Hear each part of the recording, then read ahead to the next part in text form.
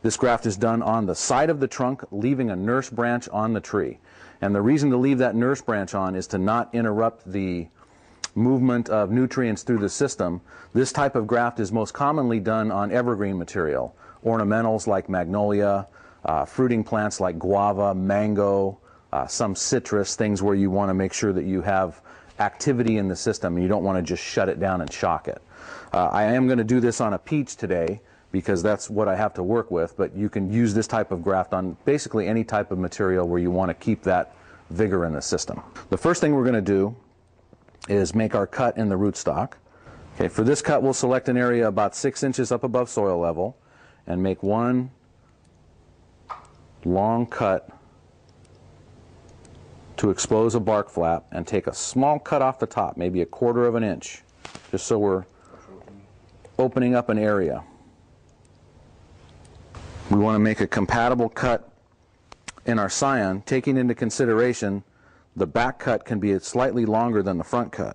So the back cut's going to start just below a good viable bud, and the front cut's going to be about 1/4 of an inch below that. At this point our scion is inserted into the rootstock so that we have a good match, flap coming up in the front to cover the cut. Now we're going to match this up and seal it up with our rubber band.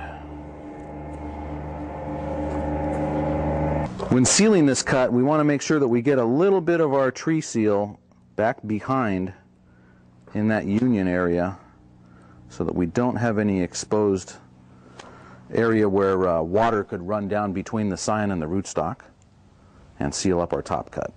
Maintenance on this type of graft is a little bit different than the others. We already have our nurse branch here, which is going to keep the activity flowing through the system, and we never want to let this dominate. We don't want to let this get too far advanced ahead of the scion. So at this point I'm going to just remove about half of that.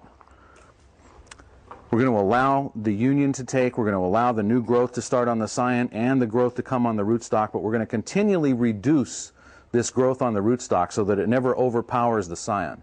As the scion's growing and vigorous, I'm going to remove this nurse branch. We may come in at maybe 6 months or 6 weeks later. I'm going to take that off as a clean cut and just allow this growth to come out.